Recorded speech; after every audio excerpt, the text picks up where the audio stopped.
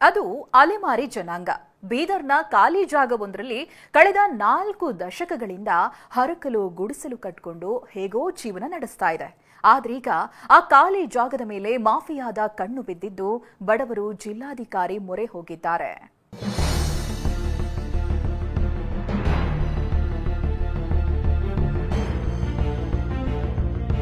ತುಂಡಿನ ಚೀಲ ತುಂಬಿಸಿಕೊಳ್ಳಲು ಬೀದಿ ಬೀದಿಯಲ್ಲಿ ಭಿಕ್ಷಾಟನೆ, ಗಬ್ಬೆದ್ದು ಹೋಗಿರುವ ಗುಡಿಸಲಿನಲ್ಲೇ ವಾಸ, ಮಕ್ಕಳ ಅಸಹಾಯಕ ನೋಟ, ಒಳ್ಳೆ ಊಟ ಇಲ್ಲ, ಒಳ್ಳೆ ಬಟ್ಟೆ ಇಲ್ಲ, ಮೂಲ ಸೌಕರ್ಯ ಕೇಳಲೇಬೇಡಿ. ಇದು ಬೀದರ್ನಲ್ಲಿನ ಅಲೆಮಾರಿ ಜನಾಂಗದ ದುಸ್ಥಿತಿ. ಇಂಥ ಕಡು ಕಷ್ಟದ ನಡುವೆ ಈ ಬಡಪಾಯಿಗಳಿಗೆ ಮತ್ತೊಂದು ಸಂಕಷ್ಟ ಎದುರಾಗಿದೆ. ಅಲೆಮಾರಿಗಳು ಇರುವ ಜಾಗದ ಮೇಲೆ ಭೂಮಾಫಿಯಾ ಕಣ್ಣು. ಜಾಗ ಖಾಲಿ ಮಾಡುವಂತೆ ಬಡ ಕುಟುಂಬಗಳಿಗೆ ಬೆದರಿಕೆ.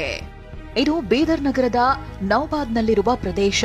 ಕಳೆದ 40 ವರ್ಷಗಳಿಂದ 100ಕ್ಕೂ ಹೆಚ್ಚು ಹಕ್ಕಿಪಿಕ್ಕಿ ಜನಾಂಗದ ಕುಟುಂಬಗಳು ಶೆಡ್ ಕಟ್ಟಿಕೊಂಡು ಬದುಕ್ತಿವೆ. ಆದ್ರೀಗ ಈ ಜಾಗದ ಮೇಲೆ ಭೂಮಾಫಿಯಾ ಕಣ್ಣು ಬಿದ್ದಿದೆ. ಜಾಗ ಖಾಲಿ ಮಾಡುವಂತೆ ಬೆದರಿಕೆ ಹಾಕ್ತಿದ್ದಾರಂತೆ. ಇದರಿಂದ ಆತಂಕಗೊಂಡಿರೋ ಅಲೆಮಾರಿಗಳು ಭೂಮಾಫಿಯಾದವರಿಂದ ನಮ್ಮನ್ನ ಕಾಪಾಡಿ, ಇಲ್ಲವೇ ಬೇರೆಡೆ ವಾಸಕ್ಕೆ ವ್ಯವಸ್ಥೆ ಮಾಡಿಕೊಡಿ ಅಂತ ಡಿಸಿ ಕಚೇರಿ ಎದುರು ಪ್ರತಿಭಟನೆ ಮಾಡ್ತಿದ್ದಾರೆ. ಇವರೆಲ್ಲ ಪಡಿತರ ಚೀಟಿ ಹಾಗೂ ವೋಟರ್ ಐಡಿ ಹೊಂದಿದ್ದಾರೆ. ಪ್ರತಿಯೊಂದು ಚುನಾವಣೆಯಲ್ಲೂ ಮತ ಚಲಾಯಿಸಿದ್ದಾರೆ. ಆದರೆ ಈವರೆಗೂ ಇವರಿಗೆ ಒಂದು ಸೂರು ಕಲ್ಪಿಸಲು ಜನಪ್ರತಿನಿಧಿಗಳಿಗಾಗ್ಲಿ ಅಧಿಕಾರಿಗಳಿಗಾಗ್ಲಿ ಮನಸ್ಸು ಬಂದಿಲ್ಲ ಅನ್ನೋದೇ ದುರಂತ. ಅಲ್ಲಿ ಕೆಲವು ಶ್ರೀಮಂತರು ಬಂದು ಇದು ಜಾಗ ನಮ್ದಿದೆ, ನಾವು ಮತ್ತೆ ಜೆಸಿಬಿ ತಂದು ಖಾಲಿ ಮಾಡ್ತೀವಿ, ಅದಕ್ಕೆ ನಿಮ್ಗೆ ಸೂಚನೆ ಕೊಡ್ತಾ ಇದೀವಿ ಅಂತ ಒಂದು ಇತ್ತಲನ್ನ ಕೊಟ್ಟಿದ್ದಾರೆ.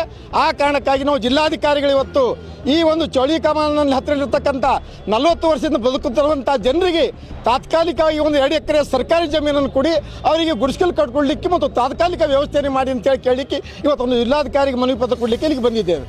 ಮರಗೆಮ್ಮ ದೇವಿಯ ಮೂರ್ತಿಯನ್ನ ತಲೆ ಮೇಲೆ ಹೊತ್ತು ಬೀದಿ ಬೀದಿಯಲ್ಲಿ ಭಿಕ್ಷೆ ಬೇಡಿ ತಿನ್ನುತ್ತಿರುವ ಇವರು ಈಗ ಇದ್ದ ಗುಡಿಸಲು ಕೂಡ ಕಳೆದುಕೊಳ್ಳುವ ಭೀತಿಯಲ್ಲಿದ್ದಾರೆ. ತಲೆಗೊಂದು ಸೂರಿಲ್ಲದೆ ಮೂಲಭೂತ ಸೌಲಭ್ಯದಿಂದ ವಂಚಿತರಾಗಿ ಈ ಜನ ಪ್ರಾಣಿಗಳಂತೆ ಬದುಕ್ತಿದ್ರು. ಈವರೆಗೂ ಯಾರೂ ಎತ್ತ ನೋಡದಿರೋದೇ ವಿಪರ್ಯಾಸ. ಸುರೇಶ್ ನಾಯಕ್, TV9 ಬೀದರ್.